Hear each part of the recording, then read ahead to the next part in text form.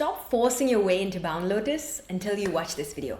For as long as you've been practicing, you've been told that the secret is in your hips. Just open up your hips, they say, and the bind will come. But that's only half the story, and for most of you, that's the wrong half. What if I told you that the real key to a safe, deep, sustainable Bound Lotus isn't actually in the hips at all? I'm Sushmita, but you can call me Sushi, and I've spent literally every waking minute of the last 8 years trying to help and guide students through this exact journey, and I've seen this frustration time and time again.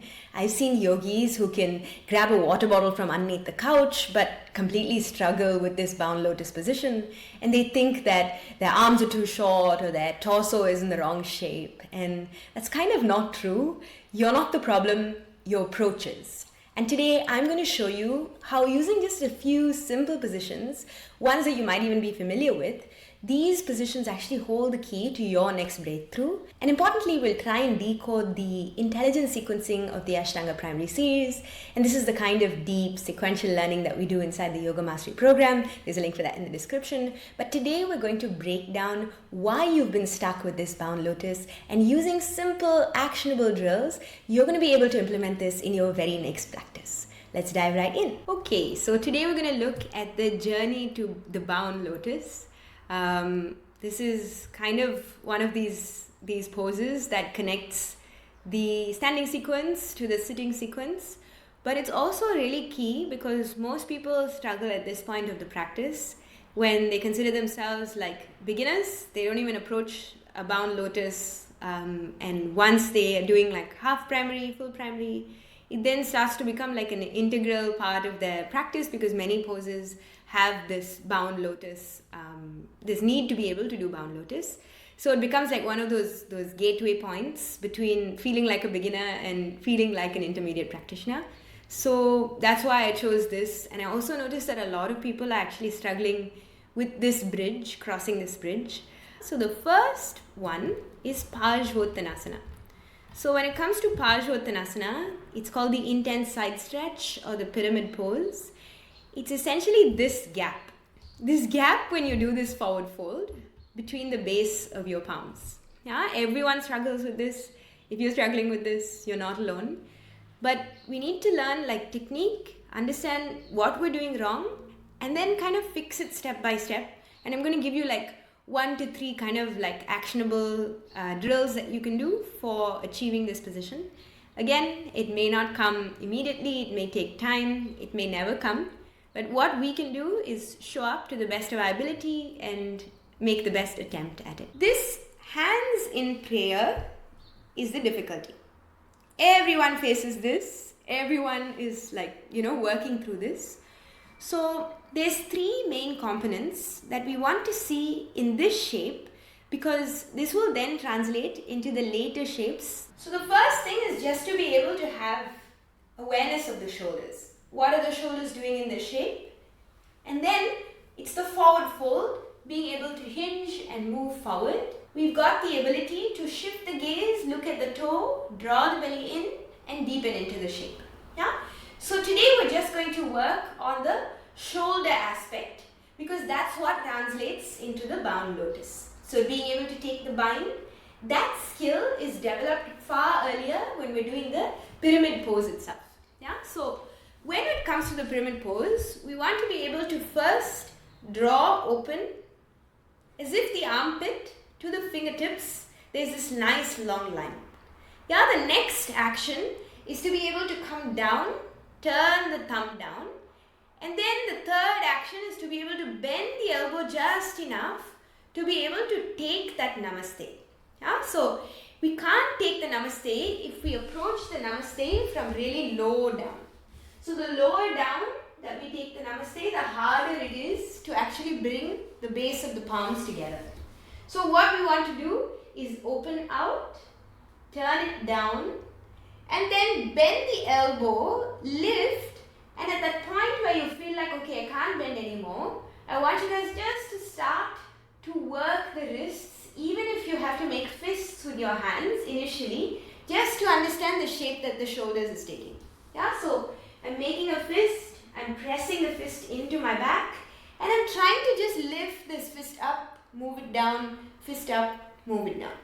Yeah, so what we need to do is first think of the shoulder before we can start to work on the wrist.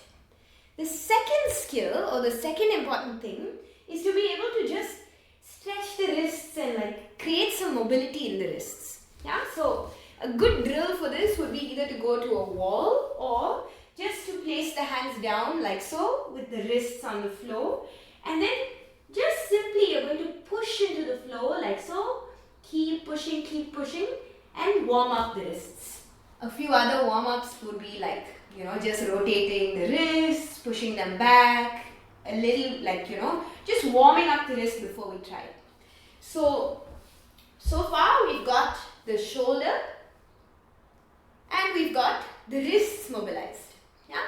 The last part is actually just to be able to come into that namaste. So we can take a block and basically learn how it would feel like if the base of the palms were able to touch. Yeah, so it's hard to do this when you're just working on your shoulder mobility, but you can take a block out, rotate it down, keep it high, keep the elbow bent, and just place the block like so. Yeah. Now with the other hand, crucially, we want to be able to stretch, open out just like before, rotate downwards, and this time remember, we want to be able to keep this in the bent position. This is what activates your wrist strength. Bend the elbow, keep that wrist activated. As soon as you do this and you lose awareness, you've lost the game. You can't keep that engagement through the whole chain. Yeah, so bend, keep this nice and strong, bend the elbow, and then try wherever you land to slowly make your way to the sensation of the block. Yeah? So in front, it looks very easy. It looks just like this. You'll be able to hold a block. But to do this behind your back takes a load of wrist strength, takes a load of shoulder flexibility, and body awareness or proprioceptive awareness to know how far, how high, how low you should be going in order to achieve the shape. So as you can see, this prayer will slowly start to open up with time as we strengthen the wrists to push into each other, open up the shoulders, and then work with that proprioceptive awareness to see where should I go, where should I readjust in order to create this forward fold. Yeah? We're not so concerned right now with being able to fold forward because we're just taking the skill of the upper body, the shoulders, and translating it and seeing how this connects all the way to our half bound lotus. So just remember this thread throughout. The next shape in the standing sequence is your Ardha Baddha Padmottanasana or your half bound lotus standing forward fold. So we've learnt the movement of the shoulder and the wrist in the previous position. Now we're going to apply it into balancing and folding forward and using this shoulder movement that we just learnt. Yeah? So as you can see here, the first person is actually struggling to bind. The second, over here, she's struggling to lower down with control. She has both her hands and she's stable, she's in control, but she's unable to actually like deepen into the shape, hold the one hand and balance. Yeah, so all of us can be at any one of these stages where we're struggling with the leg strength and ankle stability to be able to balance on one leg. Maybe we're struggling to take the half bound lotus position, or maybe we're struggling to grab, take the bind and open up the shoulder against the resistance, or maybe you're struggling to fold forward with control and exit the shape with that same level of control. And finally, the wrist strength to hold and deepen into the shape without wanting to come out before the 5 breaths. Now, the reason I've broken it down like this is because I want to demonstrate that these are all sequential steps. The first thing is to be able to simply balance on one leg, just to gain that ankle stability. Now, if you don't do the previous position, which is Uttita Hasta Padangushtasana in the sequence, the standing leg where you balance, then your ankle, your balance hasn't been trained enough to be able to combine all these complex things and put it into the half bound lotus standing forward fold. So first step, just learn how to balance on one leg. Just work on that ankle stability. If you're here, use your ankle as kind of like your drishti, but internal drishti in the body, and focus all your attention on stabilizing the ankle. Almost like you're taking your mind to your foot and seeing how can I readjust my foot, how can I place my foot to gain that kind of ankle stability to be able to balance on one leg. Yeah. The second step is to be able to take the half bound lotus position. This is the standing position. As you can see here, guys, it's this position. It's being able to just stand in samastitihi, take a leg up and place it without your hands. Yeah? So often this will feel the hardest because you're trying to take the half bound lotus, but this leg keeps slipping. It's impossible to hold it in position without your hands assisting you. Initially, what I would say is when you stand with your feet hip width apart and you raise your leg up, I really want you to receive the leg, and almost why do you have to like depend on your own body to take care of it? Use your hand, hold yourself, use the bottom and just hold like this. Let it be strong, your shoulder to your wrist, and you're holding. There's nothing wrong with this. If it feels difficult to hold by yourself, you can always loop a ring or a strap, and that strap or the ring will hold you up. Yeah? So if you're struggling with stage 2, which is being able to hold and take the bind, make sure that you give it some support in order for that to feel comfortable enough, so that slowly one day you'll be able to release the hand, allow this like gripping, this contact of the ankle against the thigh to do that work for you. The next thing is to be able to grab the foot and open the shoulder against the resistance. Yeah, so this is with the opposite hand. I should be able to go back, grab the foot and open this shoulder against this resistance. Now this is often the most like hard part for people to get over, because as you can see in the first shape on the presentation, it's the grabbing and the holding that becomes the limiting factor. It's this action of being able to take the leg, take the bind and hold it like this. Yeah? Now I want you guys to see this carefully. As I take my hand behind, I've done all the actions. I've opened up, I've stabilized my shoulder joint, I'm lifting high. Now we want to go for the foot in such a way that it actually helps us move in the direction of the forward fold. Yeah? So like I said earlier, don't let that other foot go. Even as you stand, imagine I'm doing this in the standing position. My same hand is grabbing the foot and it's holding it in position. I'm not releasing this hand at all. I'm still assisting myself. Now, I'm taking my other hand, opening it out, going through the 3 motions, bending it. Now, wherever it reaches that point where you can't go any further, you will either use a ring initially to reduce this distance, but most of us are actually quite close that if we really try, we can touch some part of our foot with our fingers. Yeah? So first thing is to just gain awareness. I don't want you to go really low, because going really low means you've spent all the extension of your back. You want to be high. You want to be in your middle back. You want to be as close in your middle back and ideally past the center axis in order to make this bind possible. Yeah, so focus on getting that shoulder position nice and high. And now look at the bind, guys. I want you just to lean forward, and if you can touch, don't touch the outer edge of the foot where you're capable of just slipping and releasing the foot. I want you to try and take with all your fingers, all 5 fingers, take the bind, not just your 2 fingers initially. So I'm using all 5 fingers to grasp and hold the leg. Now watch, it's only this point of being able to resist with the foot. So my foot is pressing into my hand and my hand is pulling away from that foot. Why is it pulling away? Because that's what strengthens the shoulder and allows this to be held in place.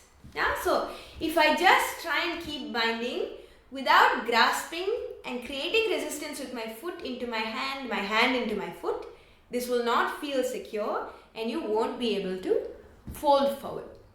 So in the sequence when you do it, there is a position like this, but the same thing in the seated version that comes right after that. A few poses after, but it's stacked like that. So that's why you'll see there's a thread, in these shapes. It's not like you're learning one of them individually. You master it in the standing, but it may not come perfectly. You move on, you come to the sitting, you work on the same thing but in a sitting position, then you work on the same thing in the closing sequence, then you come back and you work on the same thing like hands in namaste, fold forward. So I want you to see that thread as one continuous flow. It's not like, you need to be perfect to move on. You're going to do the best you can, move on, do the best you can, move on, but make the connection in your mind as you practice every day. And so once we've balanced on one leg, we've worked on that ankle stability, we've learned how to take the half bound lotus position by correctly orienting the hip to the ankle. We've now learned how to grab the foot behind the back and open the shoulder against the resistance. Next comes folding forward with control, so shifting the drishti and deepening into the shape. So let's check out how that looks when we practice it. We've lifted up, you're holding the position, everything is steady. I'm still holding on to this. I'm allowing my body to take a slight forward fold, gripping with 4 fingers, creating that resistance, either using a ring, a strap, or my own hand if I have that capacity. And now, this is a hard part of shifting your drishti and lowering down with control. So this lowering down with control means you fix the drishti in front of you, then you fix it slightly like in front of you away, like you're drawing an arc. Then you shift it to a singular point in front on the floor. Then only you shift it down to the toe. So I don't want you to rush this. Most people, when they come into the shape, they go, okay, because it's all in one movement. So I want you to be super mindful when you enter and exit the shape. Receive the leg, keep holding on to the leg, take the bind and create the resistance in your shoulder. Now shift the drishti. Straight in front of you, bend the knee if you need to, slightly lower, and then slowly place the hand either on a block or straight onto the floor. Now only at this point, when I'm looking at my toe, can I start to shift my awareness to my hand also. When we're standing in Samasthiti, I've got 2 points of contact on the floor, but when I'm standing in Ardha Baddha, standing forward fold, my 2 points of contact are my hand and my foot. So imagine if I'm out of alignment, how does that feel versus if I'm equally distributing. I'm taking the hand, I'm placing it here, I'm dropping the knee down, making sure that my body is compact, and then I'm folding forward. It changes the feeling of the posture and it changes your weight distribution between your hand and your foot.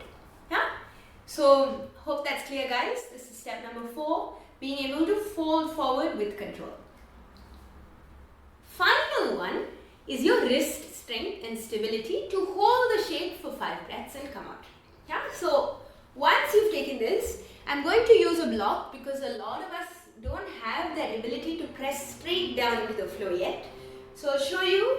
I've done this, I've received my foot, taken the bind, created the resistance here, shifted my gaze even if I needed to bend my knee until I reach the block.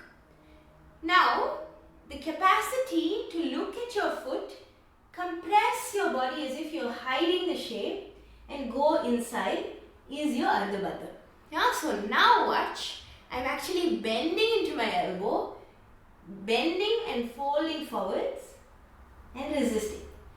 Now my wrist is doing a lot of this work of the stability and I'm trying to keep the body as small, as compressed as possible so that when I come out, I can then shift my gaze in front, back to that point in front of me, shift my gaze to the halfway point, shift my gaze up and then keep pressing into the standing leg engagement and then exhale, release.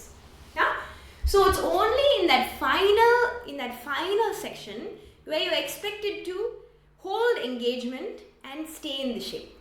Before that, I want you guys to have this almost like fluidity, the sense of playfulness with understanding the shape and working through the shape until you reach that point where your wrist needs to be steady. Yeah? So I hope that was clear. That was your standing version of your half bound lotus. Let's go back to the presentation. So this is where we were. If you have both your hands here and you feel stable, then you can confidently take one hand back and then keep that shape with one hand just here. Yeah? So whatever it takes for you to deepen and hold that wrist strength, do it.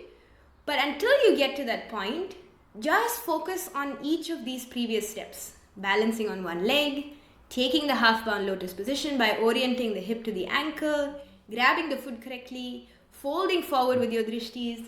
Only then can you expect yourself to hold the shape with stability and ease. Now let's look at how this translates into the sitting sequence.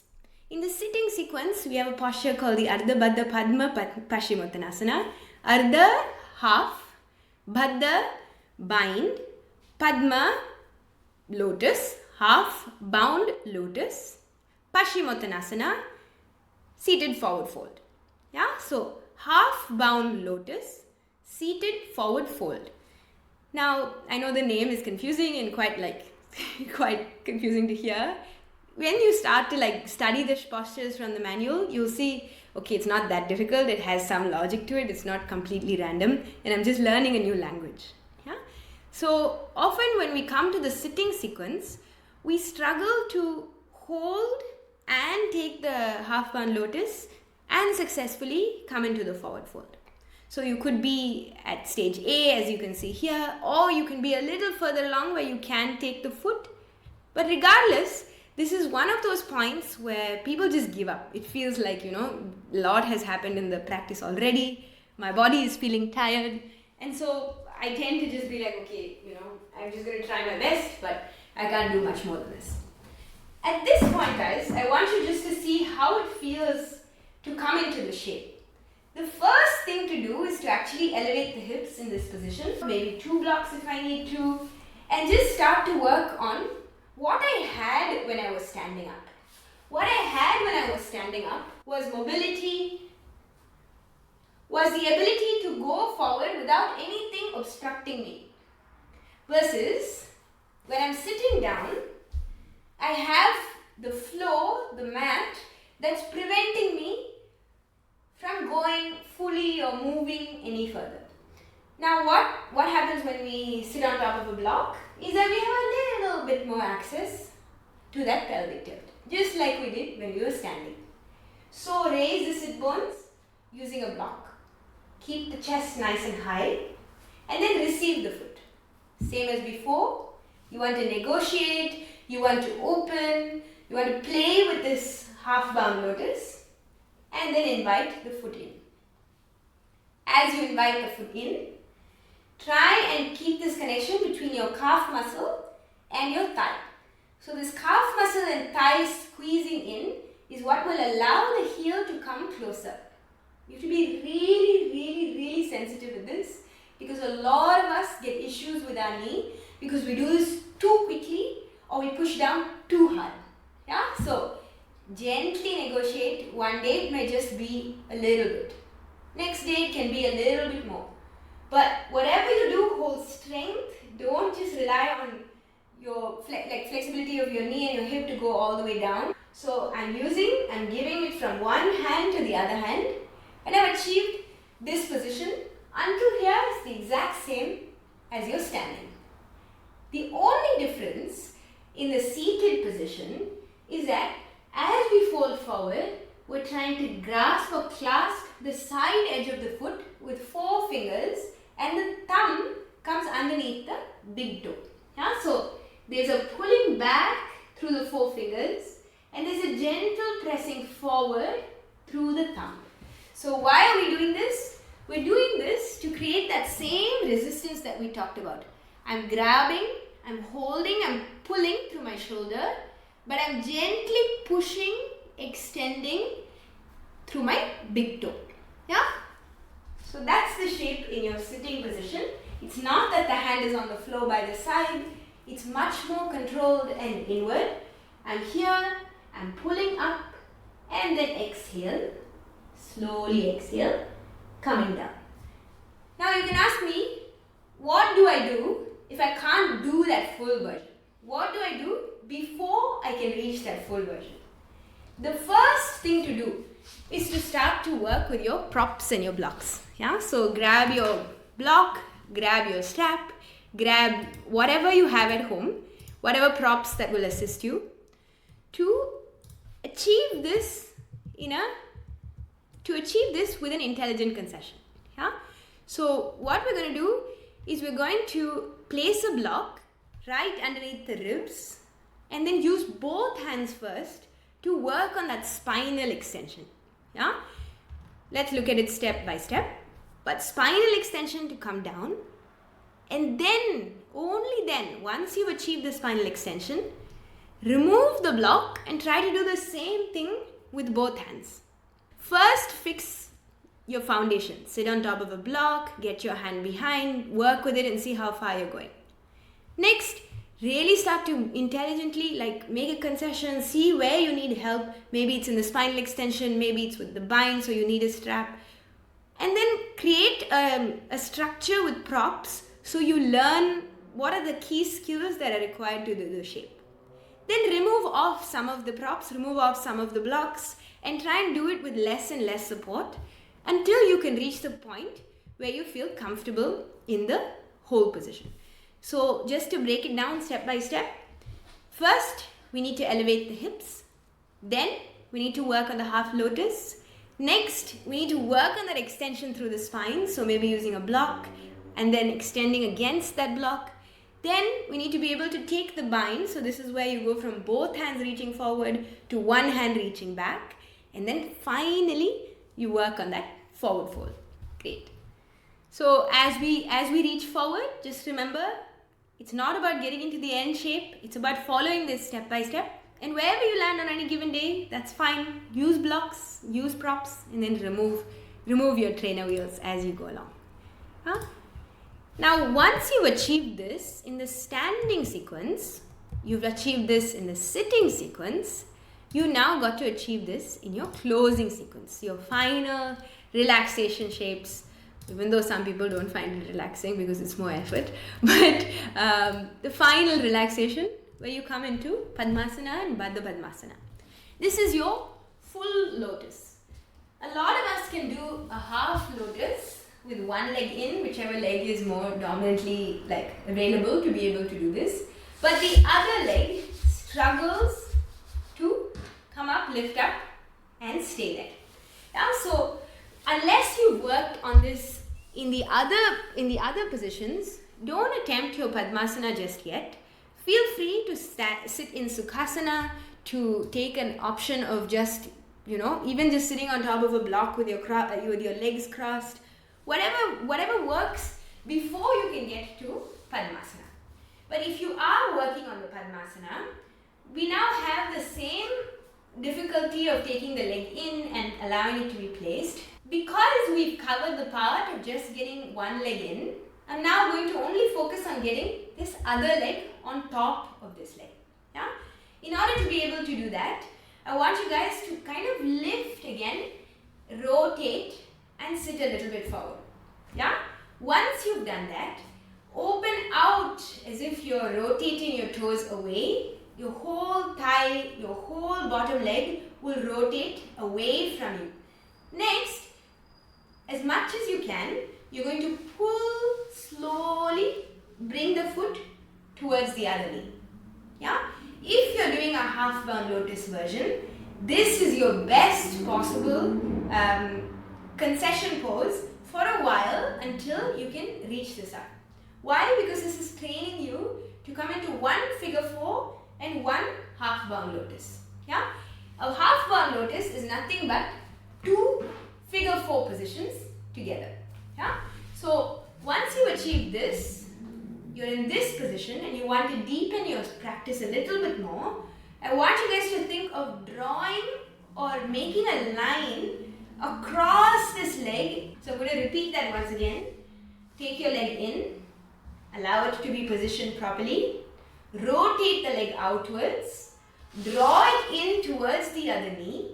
Now, draw the knee all the way down as much as you can. Once we've reached this position, you can then slowly start to shift the body weight forward and then lift, use your hand and just allow it to be placed at the edge.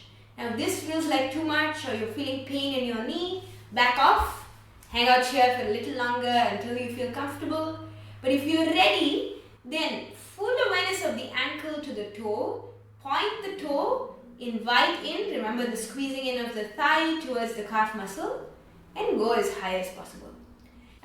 If you're stuck here, it will take some time to move to here. If you're stuck here, it will take some time to move to here. So be super patient with these three stages. But when you do reach whatever version of it you reach, we're going to work on the same exact thing with the shoulders opening wide, looking down, rotating inwards, clasping, and then folding forward, eventually maybe grabbing the ankles, grabbing and folding down. This is your Baddha Padmasana. Inhale, come up. Exhale, release. All four positions are linked. In order to get to the Bound Lotus, we have to be able to do Parshvottanasana. We have to be able to do hands behind. We have to be able to fold forward. We have to be able to balance on one leg. We have to be able to do that in a seated form where we don't have as much range. And then we have to be able to do it twice over and with the bind. So as you can see, each of these shapes within the sequence build on top of each other in a beautiful way. But whichever pose you're in right now and you're struggling, try and make this link as you're practicing. As you slowly start to make this link, you'll see it becomes easier and easier because you see the previous shape as a preparation for the next shape, not as some other thing that you're just kind of doing. So watch the intelligent sequencing and try and connect these poses within your practice. Just take a moment to let that all sink in. That frustrating wall that you've been hitting with Bound Lotus, it might not have been a wall at all, but rather a door that you were trying to push when all you needed to do was pull. The secret isn't in more force or more aggressive stretching. It's in smarter, more targeted work. It's in finally understanding that the bind is this partnership between your shoulders and your hips. And for far too long, you've been trying to open up your hips without really working on understanding your shoulders. If this video was a light bulb moment for you, if you got something out of it, imagine what you could do with a little bit of personalized guidance from me.